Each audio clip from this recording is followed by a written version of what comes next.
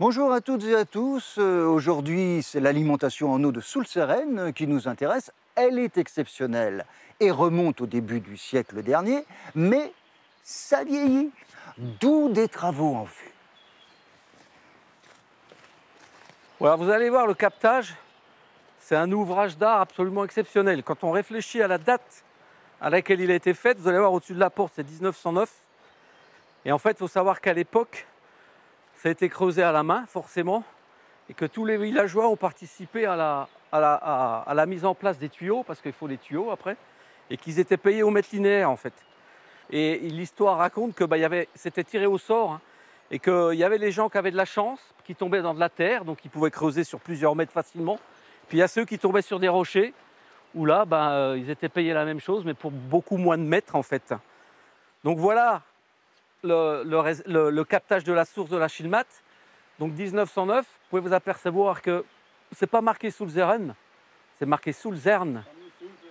C'est le nom allemand, puisque à cette époque, l'Alsace était allemande. Des captages d'eau, la commune de Soultzeren, installée en fond de vallée, en a 4, créés au début du siècle dernier et répartis sur 3 versants. On a de l'eau de source pure qui n'a pas besoin d'être traitée. Donc elle est captée là et elle arrive au robinet chez l'habitant sans aucun traitement. Je dis que c'est un trésor parce que depuis 20 ans, les débits diminuent. Et je reste persuadé que dans les années, alors je ne suis pas devin, mais je reste persuadé qu'à un moment ou un autre, il y aura la guerre de l'eau. Ça arrive déjà dans d'autres pays, il n'y a pas de raison que ça n'arrive pas chez nous. Donc préservons notre trésor, économisons l'eau. Faire visiter, c'est informer. Attention au nettoyage des voitures, à la durée des douches, aux chasses d'eau qui peuvent dévorer jusqu'à 12 litres d'un coup. Une pédagogie efficace puisque les factures d'eau diminuent d'année en année. Mais le taux de rendement reste mauvais. Seule la moitié de l'eau sortie du réservoir est facturée. Le reste se perd dans les fontaines et dans les fuites. C'est ce taux de rendement qu'il faut absolument qu'on améliore. Et d'ailleurs, aujourd'hui, l'agence de l'eau nous incite à rénover ces réseaux pour remonter ces taux de rendement. Et plus votre rendement est mieux, et moins vous payez de taxes. Par contre, l'inverse est vrai. Plus il est bas, et plus vous en payez. Cet automne, une partie des tuyaux d'adduction d'eau du village sera remplacée. C'est un renouvellement sans fin, la durée de vie d'un réseau d'eau étant en moyenne de 30 ans. En bref, l'alimentation d'eau n'est pas le seul chantier auquel réfléchit la commune. Il y a dans les tuyaux une chaufferie au bois communal avec création d'une filière de plaquettes de bois de chauffage. On reprend. L'autre richesse de la commune,